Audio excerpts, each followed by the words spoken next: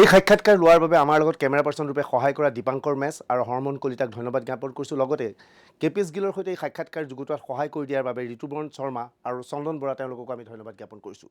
KPS গিলৰ এই বক্তব্যৰ পিছত চৰ্চাৰ আন এক বিষয়ৰ ওপৰত আমি আলোচনা অব্যাহত থাকিব, কিন্তু তাৰ আগতে আমি দেখুৱাব বিচাৰিছোঁ আজিৰ দিনটোৰ উক্তিৰ বাবে আমি নিৰ্বাচন কৰিছোঁ মুখ্যমন্ত্ৰী তৰুণ গগৈ।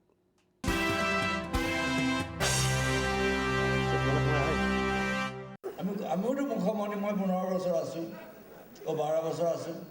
তেওঁ কৈছে 3বাৰ জিকিলে, আমি 3বাৰ জিকা নাই নেকি? চিলা দিছিলে 3বাৰ জিকা নাই নেকি? মোদীয়ে জিকাৰ কাৰণে প্ৰধানমন্ত্ৰী হ'ব। সেইটো যদি কোৱালিফিকেশ্যন থাকিলে চিলা দিছিলোঁ আমি চবেই। কথা কি গুজৰাটতকৈ আমাৰ হয়, তেওঁ ডেভেলপমেণ্ট আগতো আছিল, ফাৰ্ষ্ট হৈছে আমাৰ।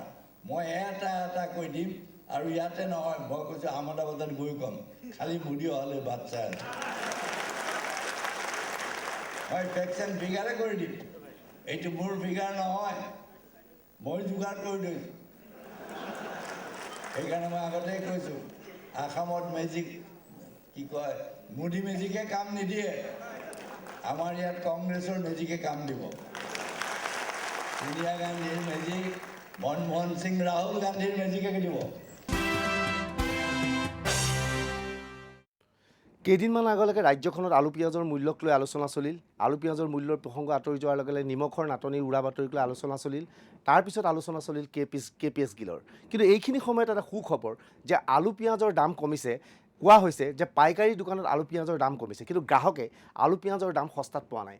আমি এক প্ৰতিবেদন দেখুৱাম আৰু এই প্ৰতিবেদনৰ পিছত ল'ম বিৰতিৰ পিছত আমি চৰ্চাৰ দ্বিতীয় বিষয়বস্তুৰ ওপৰত আলোচনা কৰিম। কিন্তু তাৰ আগতে চাওক আলু পিঁয়াজৰ মূল্যৰ ওপৰত এক বিশেষ প্ৰতিবেদন।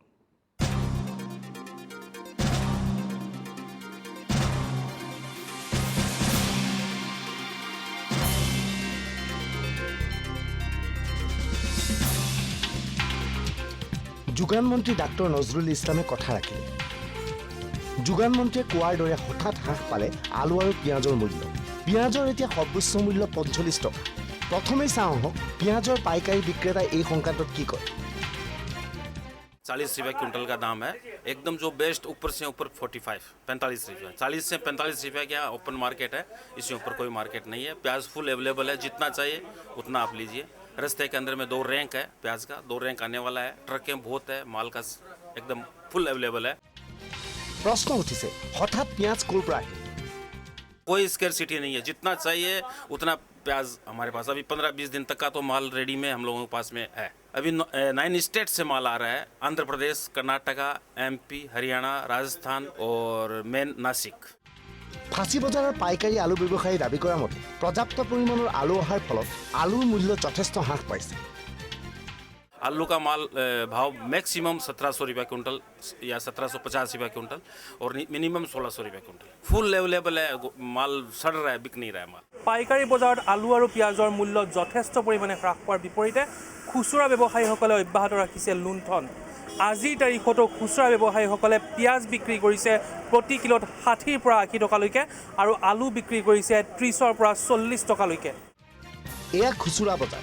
পাইকাৰী বজাৰত আলু পিঁয়াজৰ দাম কমিল যদিও গ্ৰাহকে আলু পিঁয়াজ সুলভ মূল্যত লাভ কৰিবলৈ সক্ষম হোৱা নাই, কিয়নো যোগান বিভাগ অথবা জিলা প্ৰশাসনে এতিয়া চকু মুদি আছে। আলু 30 টকা, পিঁয়াজ 80 টকা বিকি আছোঁ। আজি বাৰটো হৈছে মঙলবাৰ, ইয়াতেতো সেই দামে চলে। আলু লৈছোঁ 26 টকা মই, আৰু পিঁয়াজ লৈছোঁ 60 টকা। দোকান কোনখন আৰু পিঁয়াজৰ কেজি কিমান লৈ আছে? মোৰ এখন দোকান। আৰু পিঁয়াজৰ কেজি কিমান লৈ আছে? না 80 টকা, 75 টকাতো দিয়া যায়। আপোনাৰ দোকান কোনখন আৰু কিমান লৈ আছে? মই চাইডৰখন তাৰে মই 60 টকা লৈছোঁ। গ্ৰাহকক কোৱা হৈছিল বজাৰত সঠিক মূল্যত আলু পিঁয়াজ পোৱা নাই কিয়। পিঁয়াজ 80 টকা, আলু 40 টকা। দাম কমাটো গম পাইছোঁ, কিন্তু দোকানীবিলাকে লয়, কি কৰিব আপুনি আৰু ক'লে তৰ্ক কৰে। পিঁয়াজ আনো 20 টকা পোৱা, 80 টকা কেজি। আলু আনো 30 টকা আনো, 35 টকা কিলো আনো। 80 টকা কিনিছোঁ আৰু 28 টকা আলু কিনিছোঁ, 28 টকা আলু। পিঁয়াজ 80 টকা কিনিছোঁ। কমিছে হৈছে, কিন্তু আমি দোকানো কাঢ়িতে মাৰামাৰি কৰিম নকয় যে নালাগে যদি লৈ যায়, লাগে যদি নাই, নালাগে যদি গুচি যোৱা। গতিকে প্ৰশাসনক আপোনালোকে হেৰি কৰক, হেঁচা দিয়ক। 40 টকাকৈ ল'লে, কিন্তু হ'লচেলত হৈছে 17 টকা। কেনেকৈ ইমান দাম বেছিকৈ লয়? ডকাইতে নিচিনাকৈ লুটি আছে আমাক কাষ্টমাৰক। দাম কমাব গ'লে নাই, এইটোৱে ৰেট বৰ্তমান চলি আছে। হয়, ল'লে ল'ব, নল'লে নাই। ৰাজ্যখনত প্ৰশাসন আছেনে? প্ৰশাসনে আলু পিঁয়াজ নিয়ন্ত্ৰণ কৰিব পৰা নাই কিয়? সেয়া এতিয়া চিন্তাৰ বিষয়। কেমেৰা পাৰ্চন প্ৰভাত সিঙৰ সৈতে গালিবুৰ ৰহমান, NETV, গুৱাহাটী।